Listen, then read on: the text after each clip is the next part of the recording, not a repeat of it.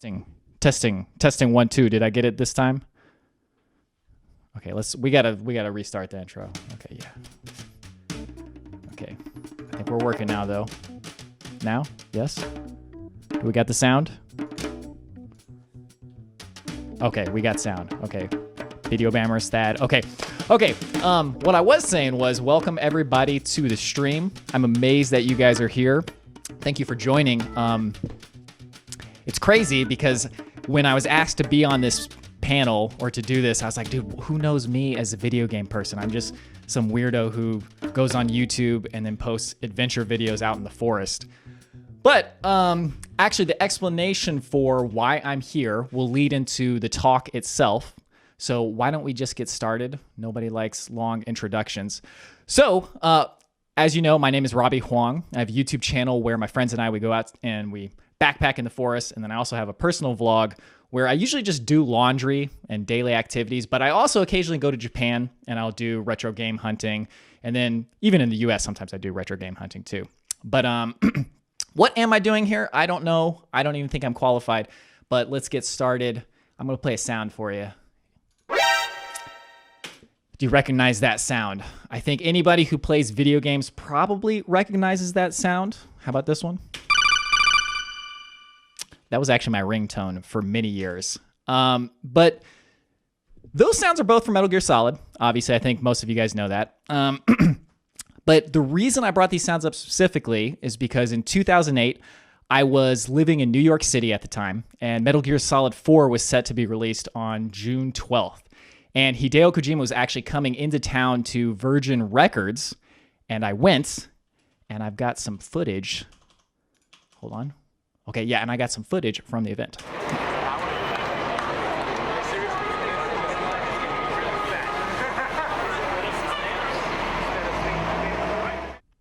Okay, I'm going to show some more of that a little bit later, but that was the line that we were waiting in. And man, it was an amazing night. But we'll talk about that a little bit more in a second. But for those of you who are familiar with the NeoGAF forums from back in the day, there was a guy on the forums who wanted to go to this signing, but he didn't live in New York.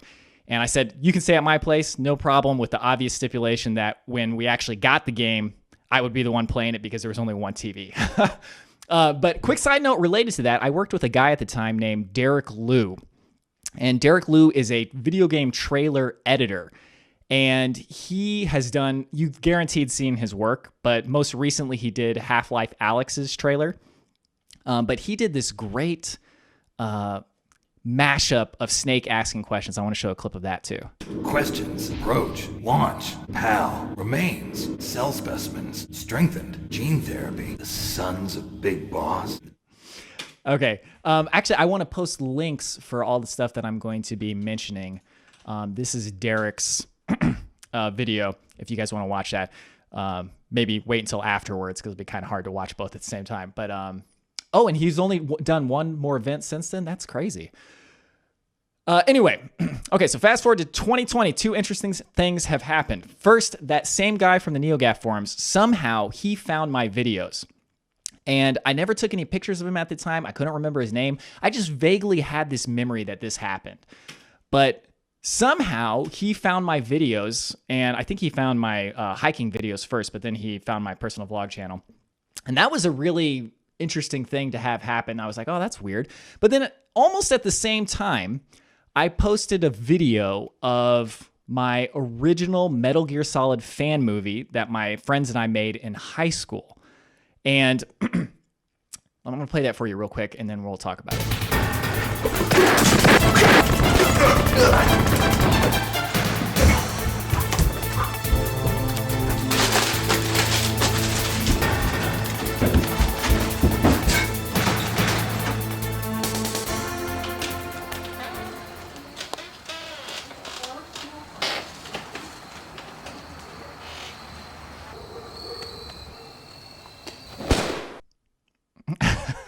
Okay, so obviously this is a fan movie we made in high school.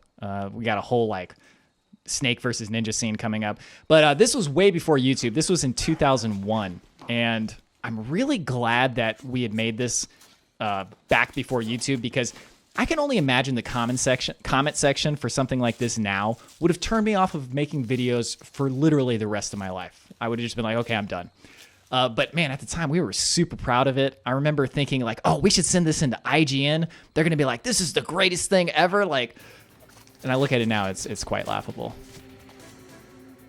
We'll let that play. But anyway, okay. One of the guys who's in charge of making the panels for this event, he was also at that Virgin Records signing, coincidentally. And he found my videos at about the same time. It's like, oh yeah, you go to Japan and check out retro games, and you had this weird Metal Gear fan movie and everything. So anyways, that's why I'm here.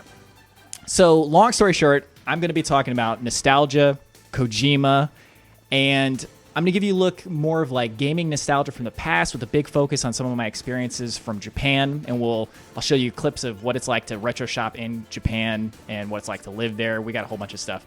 And then we'll also close it out with talking a little bit about what makes Kojima so special and why are his games, they have like a certain something to them. Like we obviously can't get too deep into it because that would take days to actually parse all of that. But we'll try to get into it a little bit. And then we'll even talk about how Kojima himself embraces nostalgia in his games. And maybe he's even like the most nostalgic game creator. I don't know. We'll find out. Okay. So for me, nostalgia isn't just a wish to return to the past. It's more of an increased appreciation for the life we've already lived. I'm going to play you a clip from Dave Chappelle's Mark Twain thing, Netflix special on Netflix. Yes, that's what a Netflix special is. But this will kind of, let me play the clip. Beyond being an incredible performer, he is an incredible human being. I remember a moment one time we were at a party. Someone came up to him to ask for a photo. And he said, hey, we're not here to take pictures. We're here to make memories.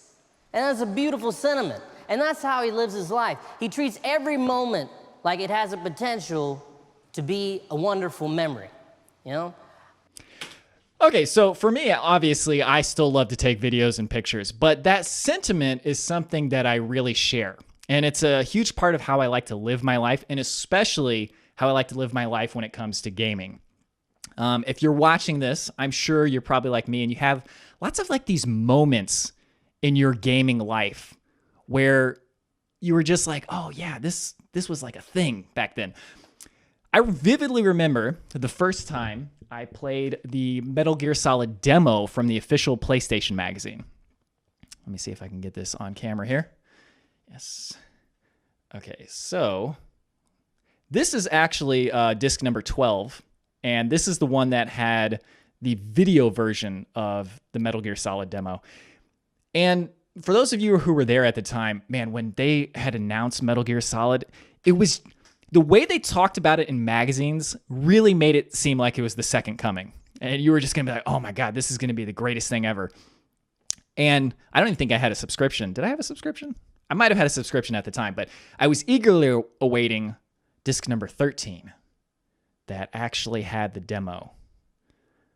I'm trying to read that. Oh, it's at the top. Yeah, near playable demos. I can't reach that far, but you can see it at the top. Metal Gear Solid. Oh my God, dude. So anyway, when that came out, I was at my cousin's house and we were in their TV room. And obviously I'd heard so much about how amazing this game was.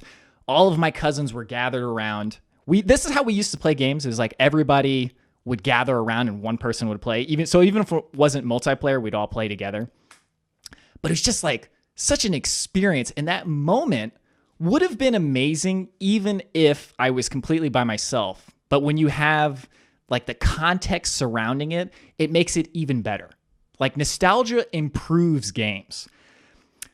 When Metal Gear Solid actually came out and I got my hands on it, I had a sleepover with a bunch of my friends. We rented the game from Blockbuster, which is a whole topic on its own. I'm sure somebody could do an entire panel just on memories of Blockbuster. Blockbuster, man, rest in peace. But we played through the majority of the game in one night. This is actually not the copy. I'll talk about that in a second. But there's a section of the game where you need to call Meryl on your codec. I'm sure many of you guys will remember this. Hopefully that'll focus. Yep. Okay. And then you actually needed the back of the box to get her codec. It's 140.15. That might also be ingrained in some people's memories. I vaguely remember it. Now that I look at it, I'm like, oh yeah, 140.15. Yeah, I remember that. But anyways, that was 1998. Was that 1998? Yeah, 1998. So the internet was a thing then. So we were able to look that up because obviously when you rent from Blockbuster, you don't have the case also. But it took us a while to find it. But that type of memory, like when I play Metal Gear Solid now, that is the thing that I think about. The specifics of the game, like they can get kind of fuzzy, but those moments like, oh yeah, we had a sleepover. We played through almost the entire game.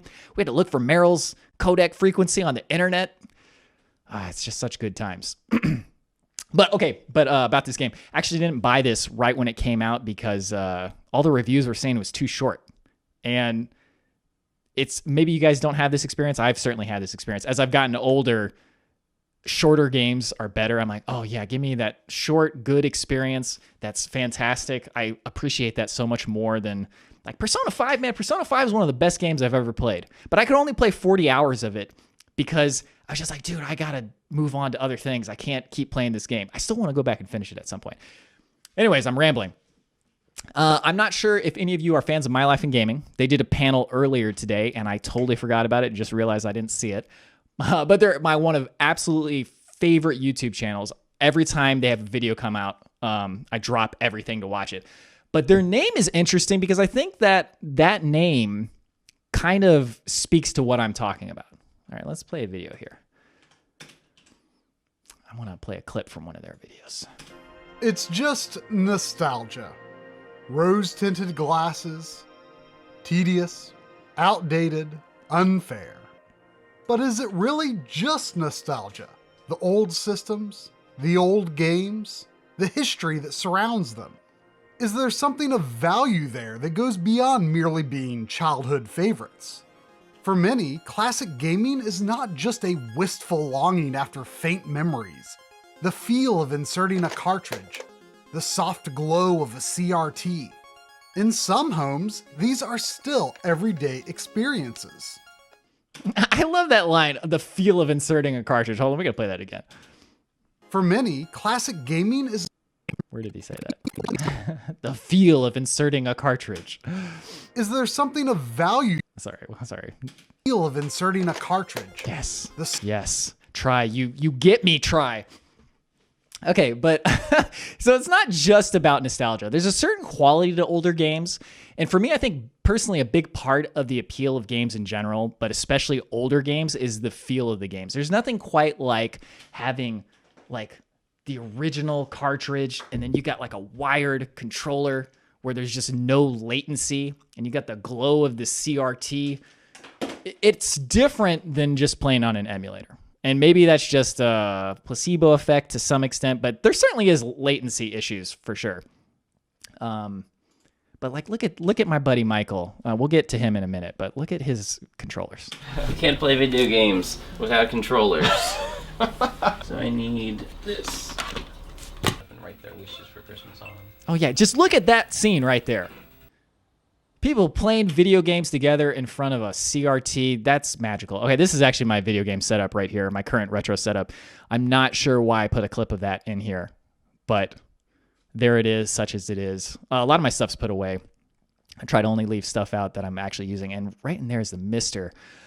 But we're going to talk about the Mister right now, actually, because for me, a big part of retro gaming is authenticity of it, and it's not so much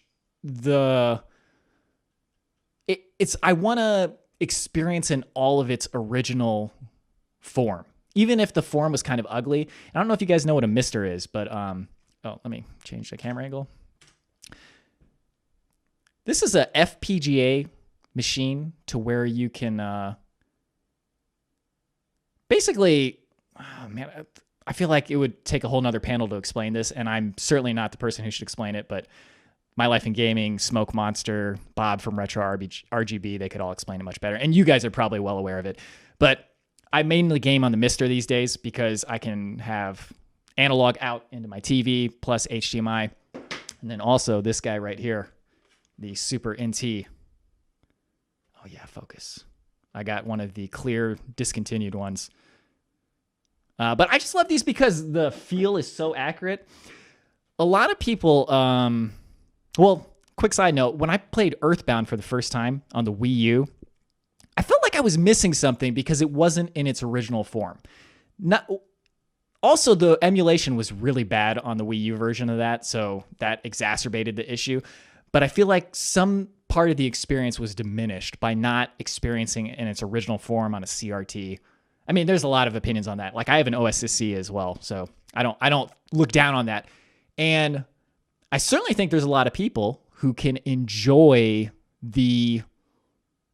Wait, I lost my place in my speech here. Okay, but yeah, I certainly think there's a lot of people who could enjoy the games just for what they are, and they're not as anal about that type of thing. But anyways, I'm getting way off track. So, okay, I was going to talk about the mini systems next. Okay, let me see if I have a little setup here. I want to see if also let me check the chat real quick. Yeah. Okay, just make sure I didn't miss any. If you guys have any questions, feel free to ask those as well. Oh, and I definitely like Sega Saturn games. Saturn games are fantastic. I actually just started my collection recently on those. Okay, let's see. Is this working? Switch over. Ah, dang. Okay, well, I was hoping that would work. Wait, hold on. Maybe I can still make this happen.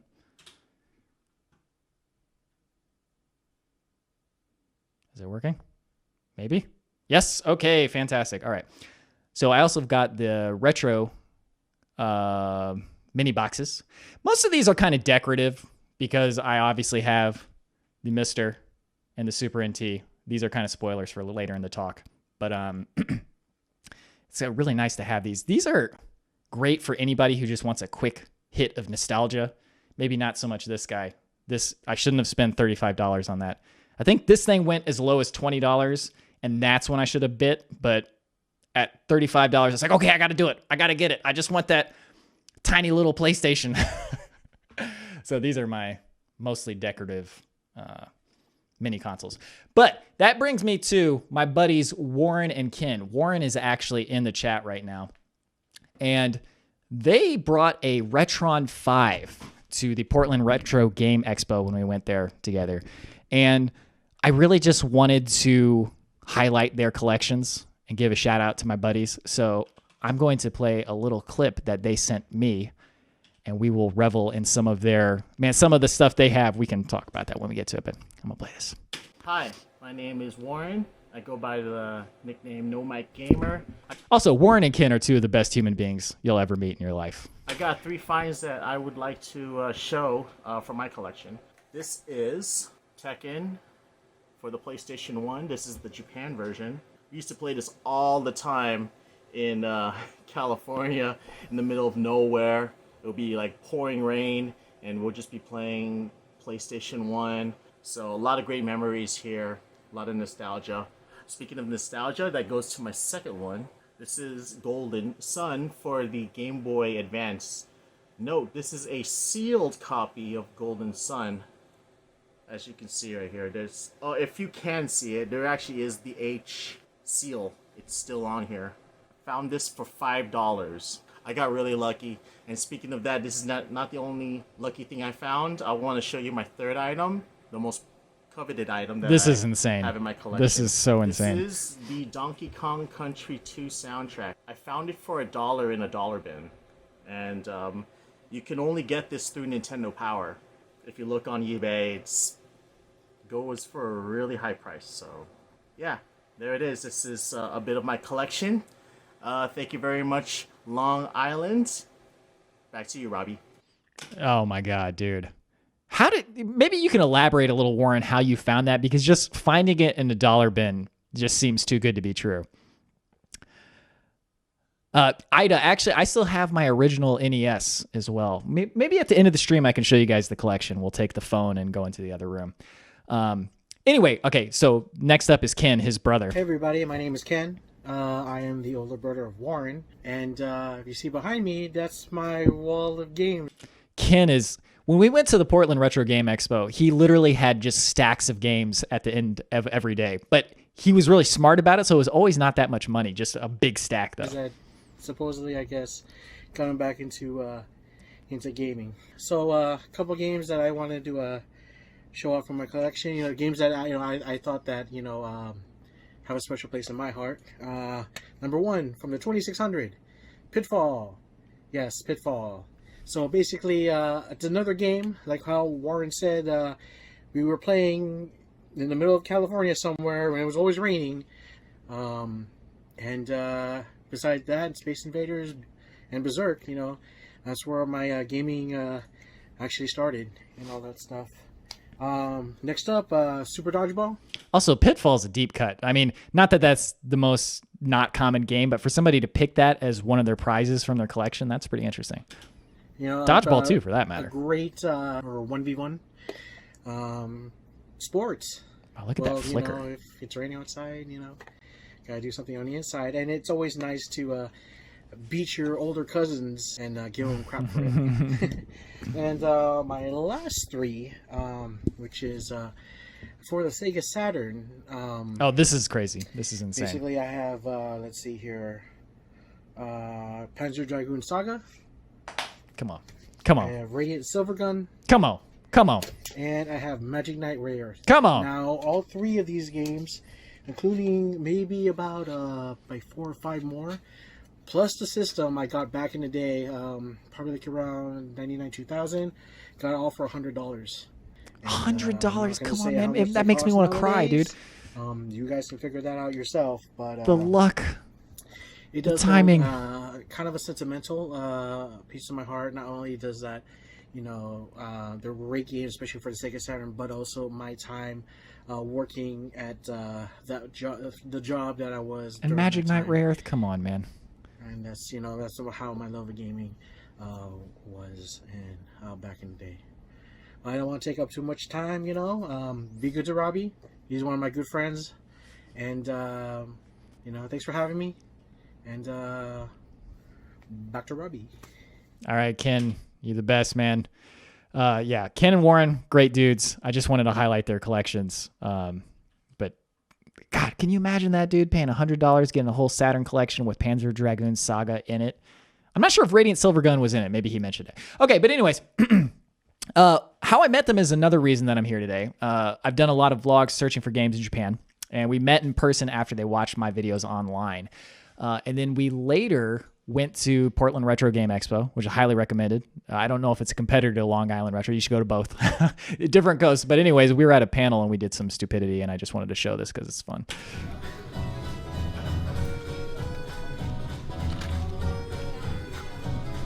All right. You can see Warren's dance moves, my dance moves. Anyway, that was good times. So, Japan. I started learning Japanese in school when I was in 7th grade, and I specifically chose Japanese over other foreign languages because I wanted to play Japanese video games, especially because at the time, worldwide releases weren't really a thing yet. So there was often really a substantial wait. Like, I think the last one that I really did that with was Final Fantasy 13. It was a good 6 months before it came out in the US. It came out in Japan. Ironically, I could speak Japanese well enough to probably play through the game at that point, but then I guess the game wasn't as exciting as I had hoped, so I didn't play through it in Japanese. I later played through it in English. But anyways, in 2006, my junior year of college, I had a chance to spend a year studying Japanese at a school called Nanzan University in Nagoya, Japan. I got a whole bunch of pictures from there. This is actually the school. This is just the main courtyard. And it's funny now because that was like... Hold on a second. Okay, yeah. I just want to make sure we're still good. It's funny now because this is 2006, 2005, and I'm looking at the people, the clothes they're wearing. I'm like, does that look different than it does now? I can't really tell. Actually, fashion in Japan was very different then. It was a lot more hodgepodge and weird and interesting and unique. I feel like that's a whole nother topic. Sorry. Anyways, this is classroom buildings. Little artsy shot of the classroom buildings with some shadows. Oh, I took another one. Oh, that was a nice picture. Not bad, not bad. I don't even take photos, but that's pretty good. Anyways, this type of sports field If you've watched any anime ever, you've seen this a million times. And let me tell you, it feels just as magical in real life as it does in anime. Like the feeling that you get from looking at something like this and you're like, oh, what's that like to be hanging out there as at the end of the day when everybody's going home and the sun's setting? It feels like it does in anime. Like just look at this picture right here. Look at the skyline in the distance. Japan is, if you have a desire to go to Japan and it's because of the way it looks and feels, go and you won't be disappointed. It does not disappoint in that aspect whatsoever. There's more clips. I thought this was interesting. This is a anti-smoking propaganda sort of deal from Detective Conan. You can see like a healthy lung and a diseased lung. But I thought that was interesting. It was like, oh yeah, they use anime to advertise stuff. It'd be so unique and weird to see that here, but it's pretty commonplace in Japan. This was actually my homestay room. And you can see lots of technology circa 2005, 2006. See a Sony Vaio laptop. This terrible chair that gave me back problems later. But this is just a typical Japanese room. And we got a bed there. And here, this is some stuff I bought as soon as I got to Japan. We got the Final Fantasy VII Ultimania. They released like a special Ultimania version for the game when Advent Children came out, which is the DVD right there on the right. And I also got the UMD video of Advent Children, which is ridiculous. Why did I buy that? And then on the right, you can see a copy of Oendon. I actually paid full price for that. Don't ever pay full price for games in Japan because the used market in Japan, we'll talk about that in a second, is so good. There's no reason to pay full price for games. And the games get sold so quickly that prices drop even quicker than they do here in the US. And then some various manga. I thought that was fried chicken. You thought what was fried chicken? Oh, the lungs. I was like, I forgot what I was talking about already. But yeah, those are lungs. Anyway, here's the view of the back of my homestay room. It's very evocative of that feel of a Japanese suburb, probably because it is. Okay, but so while I was there, I met a friend named Michael, and that's this guy right here. This was after we had a class where it was like 10 exchange students from various countries and then 10 Japanese students. And then we did this kind of like a sleepover, really, but we just used the dorms that they had. And then we all stayed overnight and then had like a drinking party before. It's like drinking parties is like a thing that you could even do with your teacher, which we did. But Michael, man, he had quite a bit to drink. His hair was looking a little funky, so he did the Goku Kamehameha. But anyways, we used to go to various used game shops, look at games both old and new. And it was especially thrill at that time because you could see RPGs, like the greats, for super low prices. Like I really regret, there was a copy of Live Alive for the Super Nintendo for 300 yen. Man, I passed that thing up so many times. I was like, oh, I don't need this. Now, even in Japan, man, that thing is like $40 to $80, depending on how good of the prices are, but I super regret it. Okay, so these are pictures from that era. This is, again, my room in Japan. This is a DS Lite that I actually stayed up all night in front of a store called Bic Camera to get. I don't have any pictures from that. I don't know what I was thinking, but I didn't take any pictures of actually waiting in line. But waited in line all night. It was exhausting, but I was able to get the DS Lite. And the DS was a phenomenon in Japan in 2005, 2006.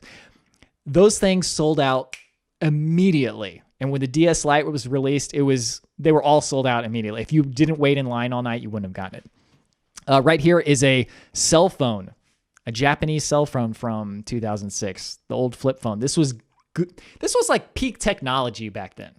Now it's like a joke, but that Rabbite is a pre-order bonus for Children of Mana. I pre-ordered that while I was in Japan. And then in the back, you can see a little Mr. Donut tissue paper. Mr. Donut's pretty good. It's a Japanese donut place. There's a picture of Oendon. This is a funny one.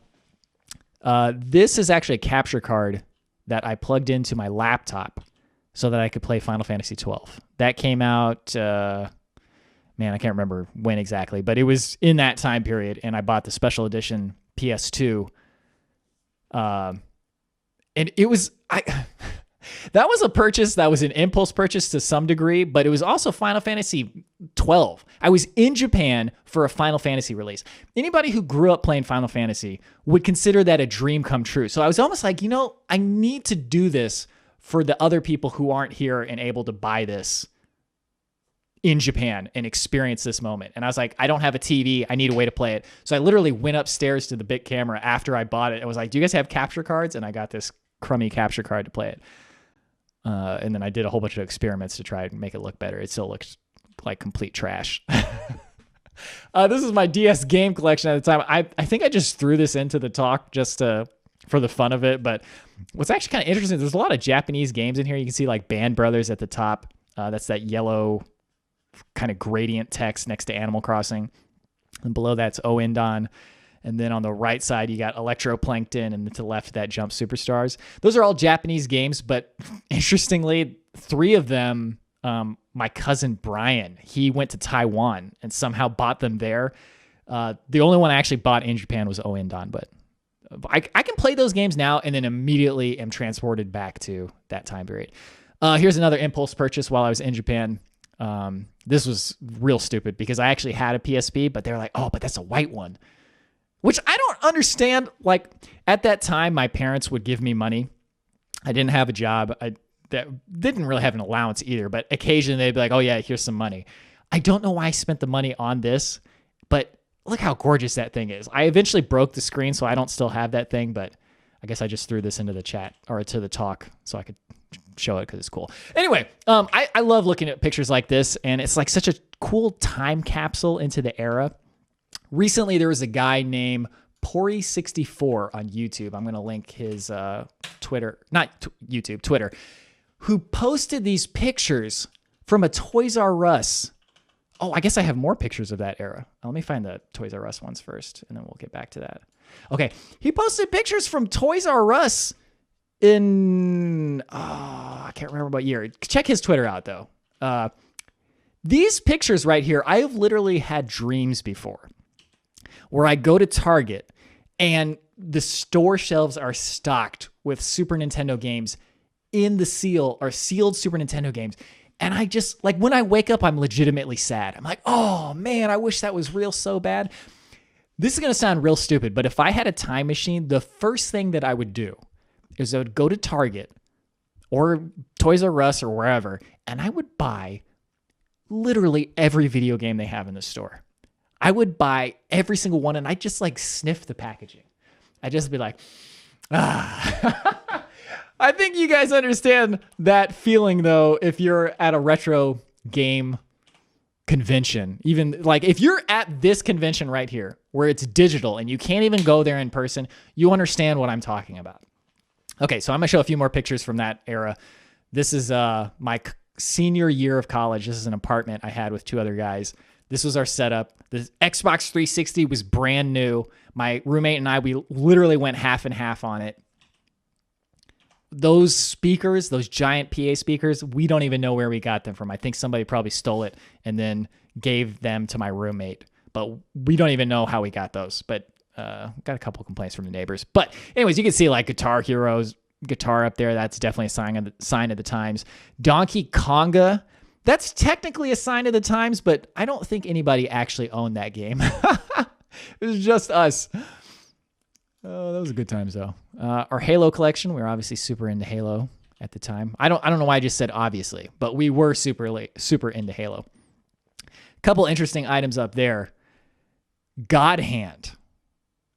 Oh, how I regret selling God Hand. I sold lots of games in maybe 2012. I think everybody's had this experience where they've sold a bunch of their games and immediately regretted it and thought, what was I doing? Why did I sell that? Like, how much money did I get out of selling God Hand? Maybe like $20.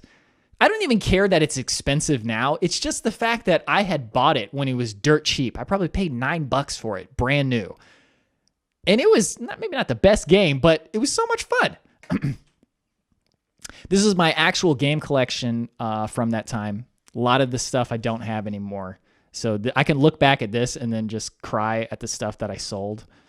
Like, actually, there's a copy of Golden Sun in that rack of Game Boy Advance games. Speaking of Warren's collection. And I really regret selling that, man. That copy of Advance Wars 2, I sold that also. Anyway, some more stuff. And none of it's all that interesting, but controllers, more controllers. There's a Halo 2 headset, more controllers. I still have most of this stuff, actually. Okay.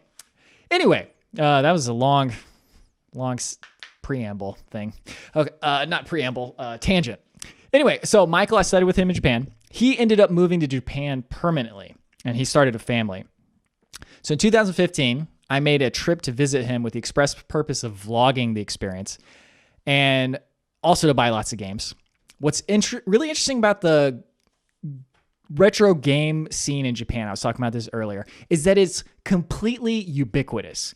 There are used game stores and used shops everywhere. There's these two stores called Book Off and Hard Off. I know Hard Off is kind of it's kind of an unfortunate name, but it's basically an extension of Book Off. Book Off has music, movies, and games, and books, obviously. And then Hard Off will have lots of other stuff like toys, hardware, music equipment. But this is kind of the place that you want to go to if you want to buy games in Japan. You can always get nice, cheap prices. And like I was saying earlier, you can get them so much cheaper. Oh, actually, I didn't show this game. This is Kingdom Hearts 2. Obviously, you guys can read. But this is a used copy that I bought in Japan literally a month after it came out. And it was half price. Maybe not even a month. Maybe like 2 weeks. 3 weeks. I don't know. It wasn't very long. But I actually played this on the capture card that we showed earlier on that crummy laptop. Okay. For some reason, I put in my notes here that we're now going to switch to an arcade. So let me show you a little bit what a Japanese arcade looks like. Oh, no, this is still Book Off. Okay.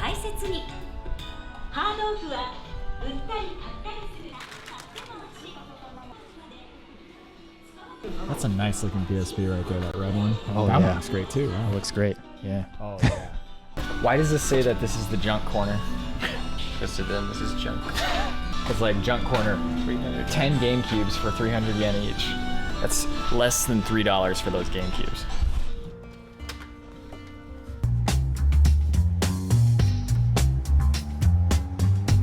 Yeah, so this is Hard Off. This is one that has a whole bunch of stuff in addition to games.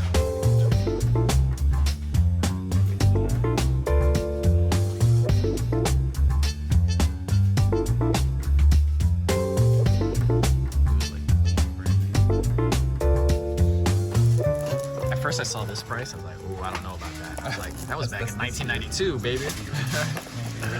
Edition of this. This is a 30-year-old game at least. 94?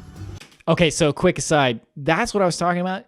Japanese people take such good care of their games. You can get plenty of crap, and they'll sell it for crap prices, so that's even better for you. But if you want good condition stuff, all of it's good condition. A little yellowing on the boxes, but... This is the junk area where I don't know if they don't test them or if they just look at them and they're like, oh, they look kind of dirty, but...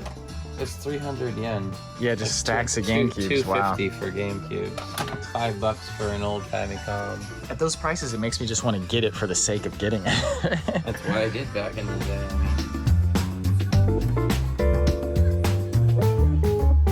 Okay, man, you know what's funny? I was preparing for this talk all week, and I was so paranoid that I wasn't going to have enough content to talk about, and we've got so much to go through still. I'm going to kind of skip ahead here a little bit.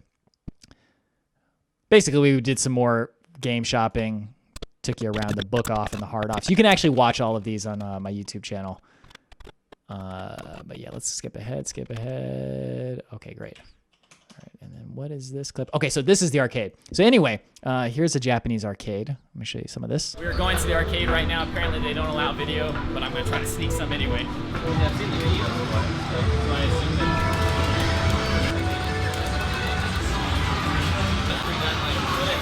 Like most Japanese arcades are like super smoky. You know? no, there's no smoking in arcades anymore. They don't allow it anymore? They finally got rid of it. Oh.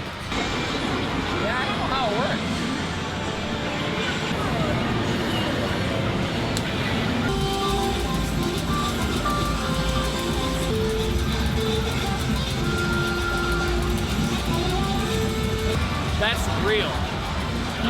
playing that game. That's not fake. There was no visual effects there.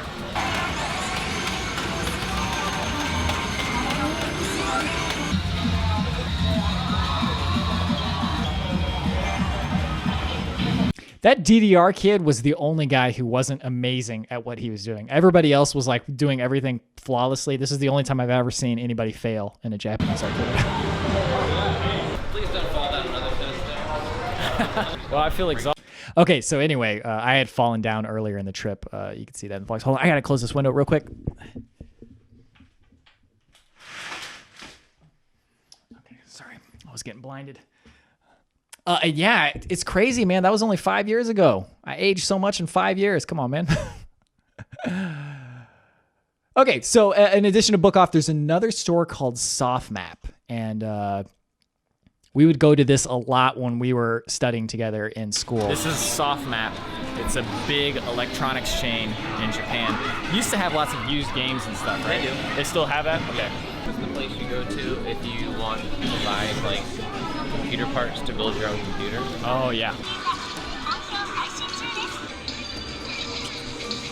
That Vita is gorgeous, dude. Rob has one. Oh, man, yeah. The gray one. Anyways, that's SoftMap. That's another place you can go. But the granddaddy of them all, when it comes to... oh, this is actually not the granddaddy. This is the biggest department store in Japan. It's called Bic Camera. It's where I got that DS Lite. That actually says it right there. That's Bic Camera in Japanese.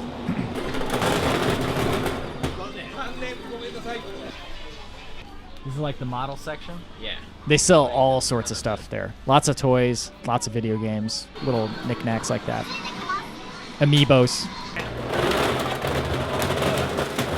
Okay, we don't need to show all that, but basically they have a little wheel where you roll it and then you can get a little prize. Here's a Burger King in Japan. I just put this in here for fun. It was just a terrible location. Let's see what it says. They're just reforming it. I think they're just making it look nicer.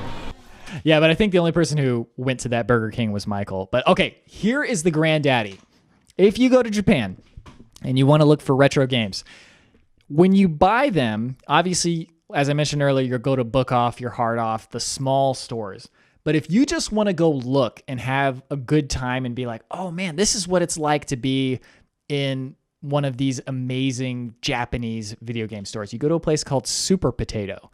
It is in Akihabara, which is the Japanese video game mecca. Well, basically the video game mecca of the world.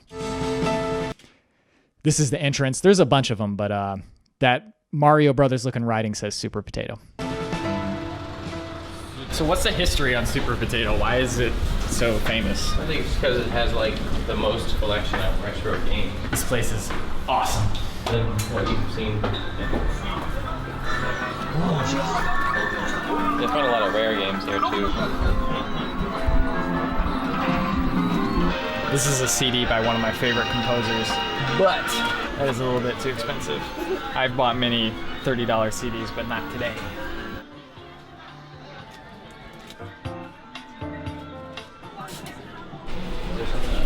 It looks like it's an arcade. This is a game here. Okay, that is something you'll definitely see if you ever go there. Is you go to the top floor, they have an arcade. You'll be greeted by Snake, and you'll be like, I'm at Super Potato. And then just all the walls lining it have all sorts of cool stuff. Anyway, Super Potato, amazing. Michael, he has been living in Japan since 2007, 2008. With all of this retro gaming and cheap prices, he amassed a gigantic collection. So Michael has used me being here as an excuse to go fill out his collection a little bit. And his collection is sizable. So let's go ahead and take a good look at everything he has.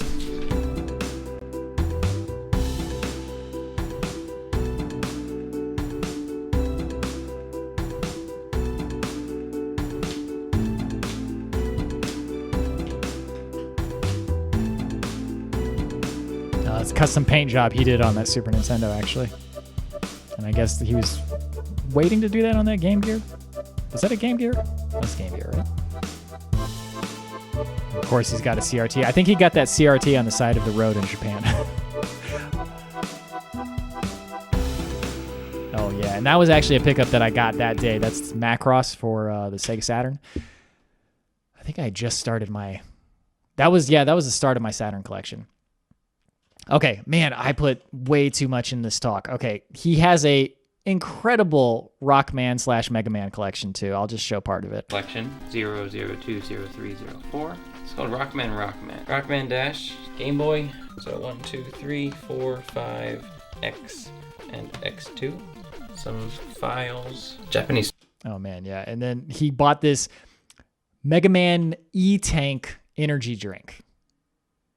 And we tried it. Up. Cheers to a awesome 10 days of more games. Here we go. Thank you for hosting me.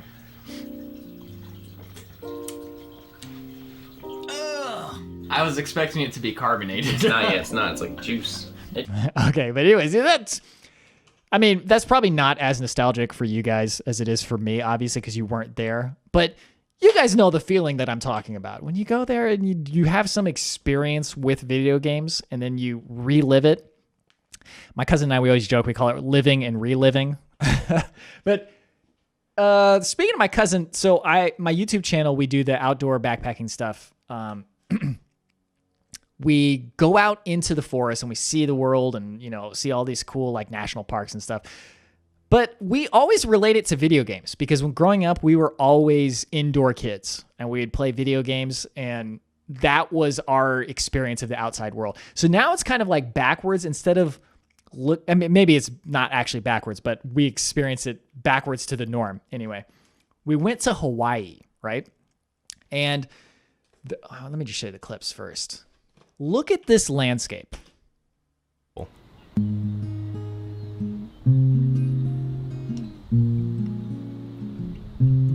I'm gonna skip ahead a little bit. And then look at this. The landscape too, but look at this bird coming up.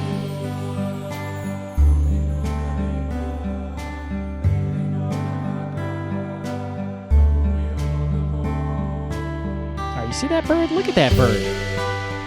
But there's another side.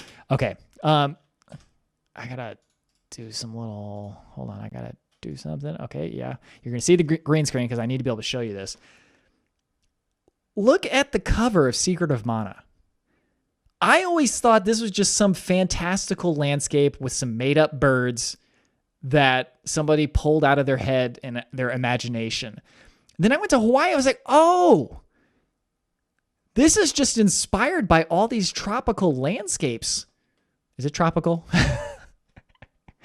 I guess it shows that I mostly just play video games. But like those birds are the exact birds. Those birds right there. Those are the same birds. They're just red. Like, oh yeah, let's make them a little more fantastical. And then all this greenery, it looks just like Hawaii.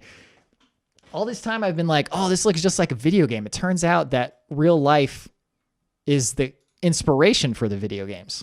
I just got it backwards. Okay, but anyways, man, still so much. Okay, so we talked about a little bit of nostalgia. We talked about some Japan. Now I want to talk about our boy Kojima. He has something on his Twitter. Game creator, 70% of my body is made of movies. There is nothing more true that has been ever said about a human being than that right there. First off, the cutscenes in his games, they might as well just be movies, first of all. But you can make a strong case that Metal Gear Solid is really just Escape from New York, the video game. Look at this. Look at this. SD Pliskin. Call me Snake. My name is Pliskin. Iroquois Pliskin. Lieutenant Junior Grade. Sorry, I ripped that from YouTube and somebody had Spanish subtitles on there. But anyways, you get the idea. Look at this. Come on, man. Escape from New York is literally just the first Metal Gear Solid. Well, although this is Metal Gear Solid 2. But anyway. And then now he literally just takes people from movies and puts them in his games. But what I think Kojima is really bringing to the table and why so many people resonate with his games is that he just uses his unique experiences and his memories to make his art. That's what we're really resonating with, is that he's bringing himself to the table. This is not like designed by committee. And the word auteur gets thrown around a lot. But what I really think it means is just when someone is totally themselves in their art. Like their art is them. That is what makes an auteur. And I think you could also make the argument, it's like, well, is he actually doing anything original? And I think so, because even though he's pulling all of these references, there's a great video by a dude named Kirby Ferguson called Everything is a Remix. I'm going to play a clip of that right now. Remix. To combine or edit existing materials to produce something new. The term remix originally applied to music.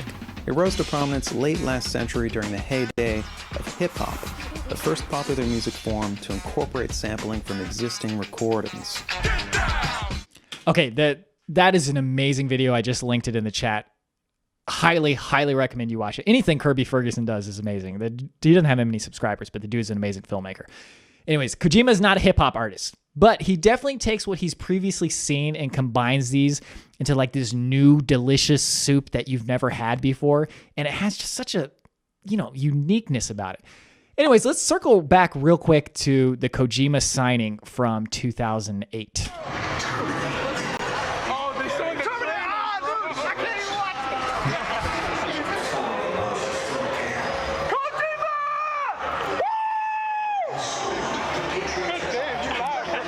Okay, so two things about that. On the screen above Kojima, they were playing the trailer for Metal Gear Solid 4 on loop. And I had been avoiding watching this trailer for spoilers, so literally the whole time I was trying not to watch it. And the dude who yelled at Kojima was actually me. I'm not sure if you could tell, but I was so excited I had to yell out to my boy. Signing stuff. All right, where we at? Virgin Mega Store here in New York City to see Kojima. These are just random dudes who were in line with me. We were just like all instantly like best friends ever. Kojima, dude. Kojima. Right over there. This place is ridiculous. I'll take a video, but I don't know how.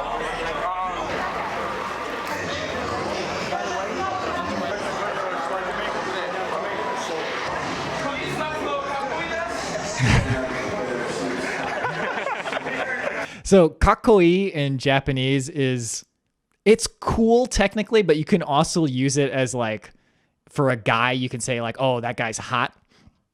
So it has that kind of connotation that he said that. So it was quite funny. And everybody knows what senpai is, obviously. Okay, here's some more pictures. This dude came in dressed as Big Boss, had the exclamation point in the back of his hair. There's another dude who is straight Metal Gear Solid 3 in it. And then he does some CQC on a guy. That was great. And then actually we barely made the cutoff. Like they kept cutting off the line. I don't know if the people behind us eventually were able to get there. But anyways, oh man, we're running out of time. We can do this though. Oh, and I meant to say that Metal Jesus was starting at 7 for those of you who are interested in catching out Metal Jesus, but that was 24 minutes ago. Okay, so this was the box that I had him sign. Earlier in the day, I had gotten because I don't think this was a midnight release. This was just the night. But anyway, I might be getting my stuff mixed up. Anyways, I got the special edition from GameStop at some point. But this copy right here, I need to make this. There we go.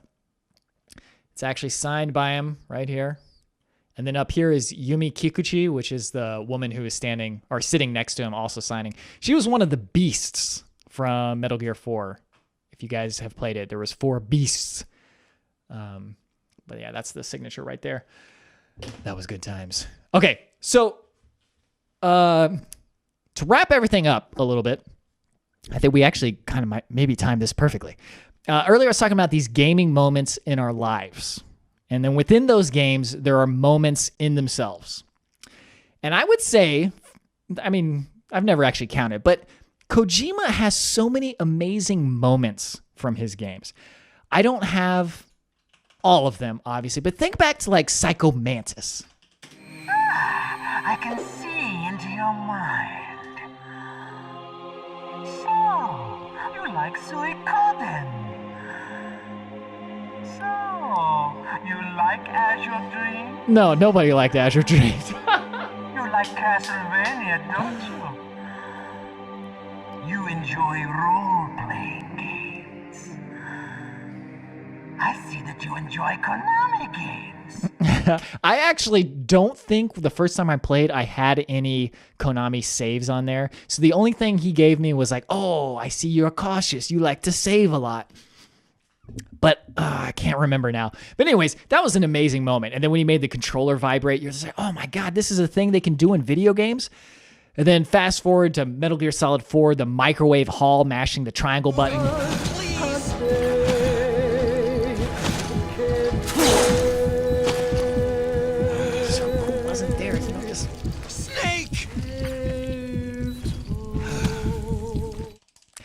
Anybody who played that game, especially when it first came out, I guarantee you everybody had the same experience where they were just like, come on, Snake, you gotta make it. Okay, the ladder scene from Metal Gear Solid 3, come on. Come on, man. What a thrill. Wait, is this music playing? Oh yeah, there it goes.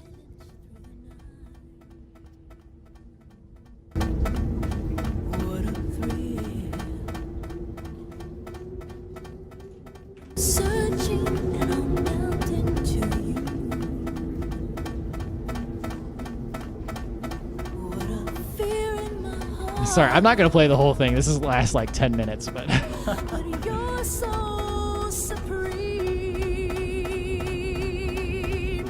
Oh, man. Oh, sorry. I give my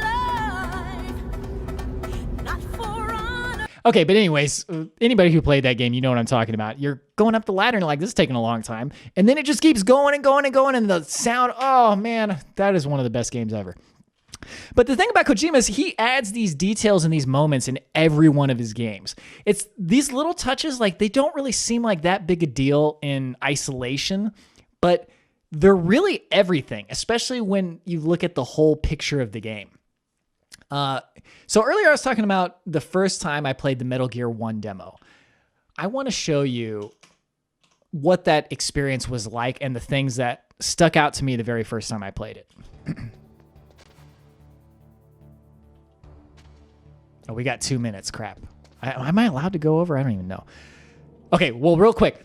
The way the angle changes when you press your back against the wall, and then with the credits on screen, those two, like that blew my mind at the time. And then the exclamation point above the head, that's been done in manga a million times. The credits on the screen have been done in cinema a million times, and like cool cinematic angles have obviously been done in films as well. But putting them all together in one package in a game, oh God, it was just mind-blowing. He puts all of those touches in like just a slightly different way than the originals, and it's so unique. Okay,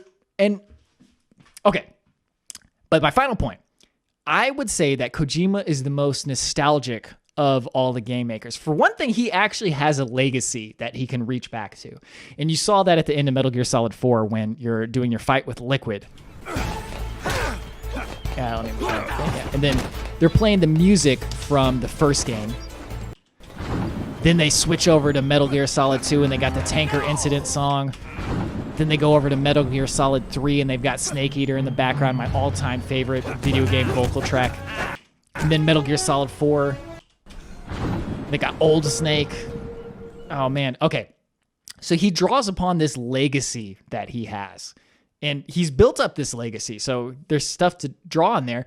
And I think maybe the culmination of that was in Metal Gear Solid 4 when you actually return to Shadow Moses. Like you're playing the game, Chapter 4 finally loads up. It took forever back in the day because of PlayStation 3. You had to load each chapter individually until they made a patch way later. But at the time, you had to install each chapter individually. So if you wanted to go to another chapter, you had to uninstall the old one, and it was a nightmare. But they suddenly put you in the 2D, and then he wakes up into the 3D again, and then you go back to Shadow Moses, and they've got the ending theme song from Metal Gear Solid 1. He understands the legacy that he's built and the emotion that people feel towards it, and he used that.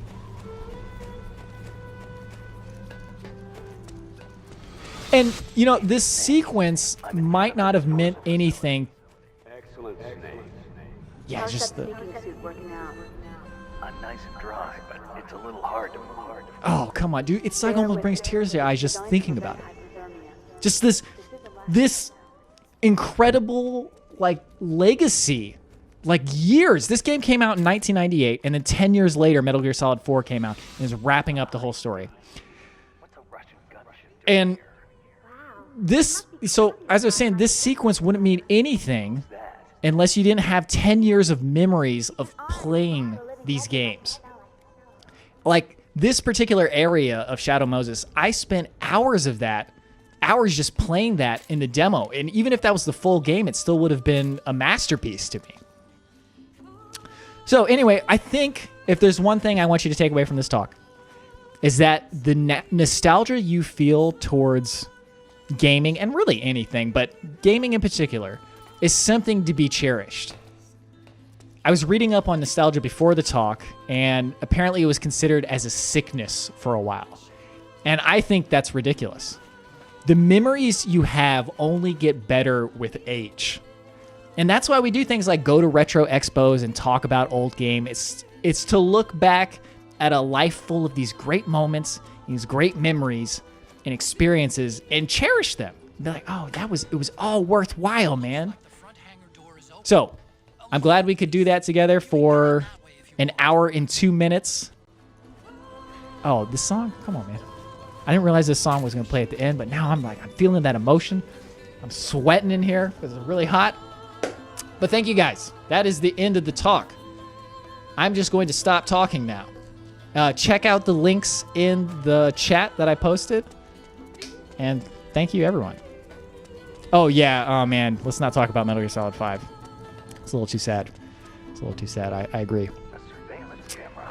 Okay, but anyways, yeah, thank you guys. I guess I'll just let this play out. And then I'll hit stop streaming.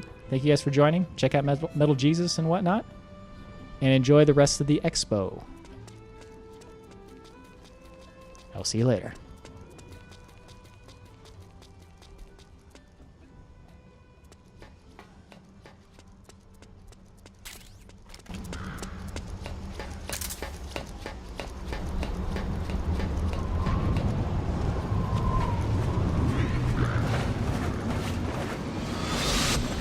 Snake, this is McDonald Miller.